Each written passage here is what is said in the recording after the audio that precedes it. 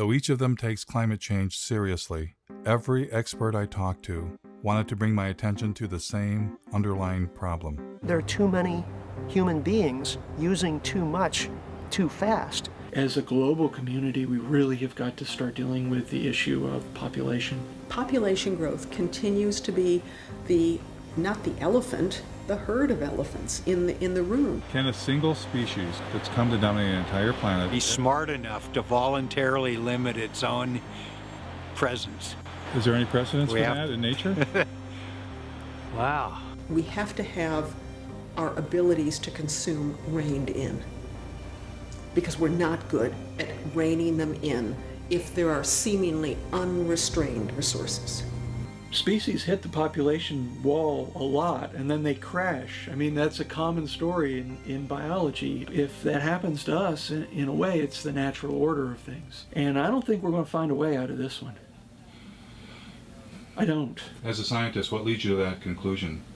Well, because right now, a large percentage of that number is supported by industrial agriculture, which is heavily subsidized by oil, and it's not sustainable.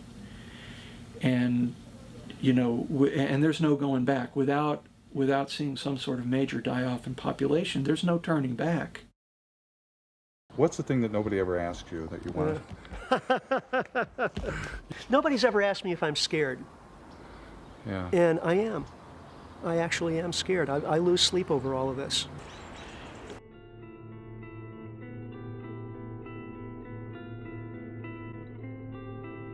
It took modern humans tens of thousands of years to reach a population of 700 million. And then we tapped into millions of years of stored energy known as fossil fuels. Our human population exploded. It increased by 10 times in a mere 200 years. Our consumption has also exploded, on average 10 times per person, and many times more in the Western world. You put the two together, the result is a total human impact 100 times greater than only 200 years ago. And that is the most terrifying realization I have ever had.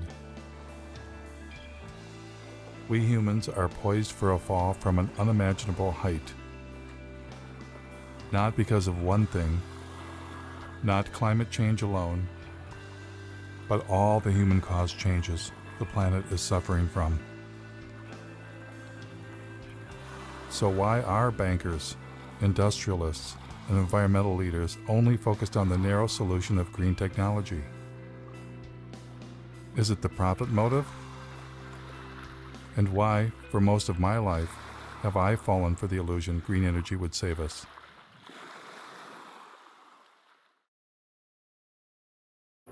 Clearly, to answer this question, I needed professional help.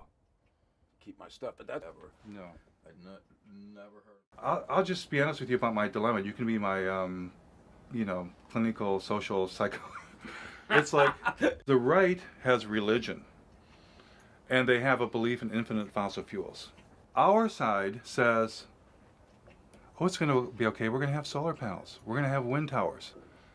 As soon as I heard you talk about our denial of death, I'm like, could that be it? Could it be that we can't face our own mortality? Could we have a religion that we're unaware of? Absolutely. I think you've hit the proverbial nail on the head. What just differentiates people from all other forms of life is that, we're not only here, but that we know that we're here. If you know that you're here, then you recognize even dimly that you'll not be here someday.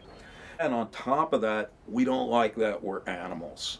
So we don't like that we're going to die someday. And we don't like that you could walk outside and get hit by a fucking meteor.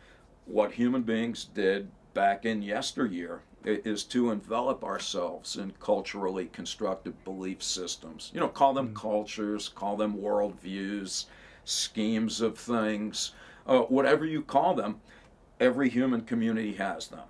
Every culture has an account of the origin of the universe. Every culture has a prescription for how you're supposed to behave while you're here.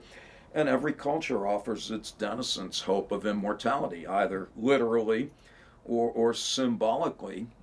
Then the question is, well, what happens when you bump into people who don't share those beliefs?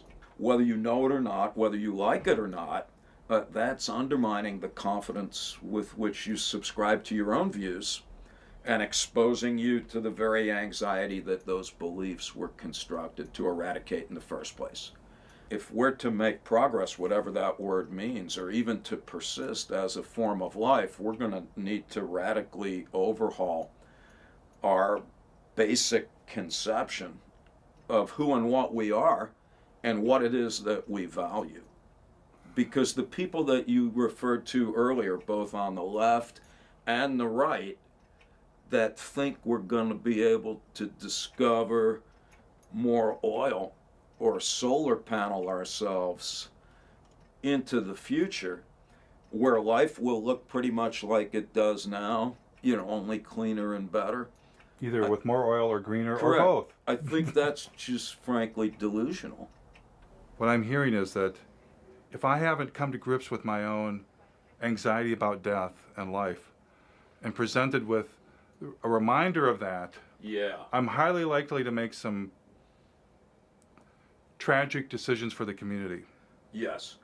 The only solution in principle is, as Albert Camus put it, he said, there's only one liberty: to come to terms with death.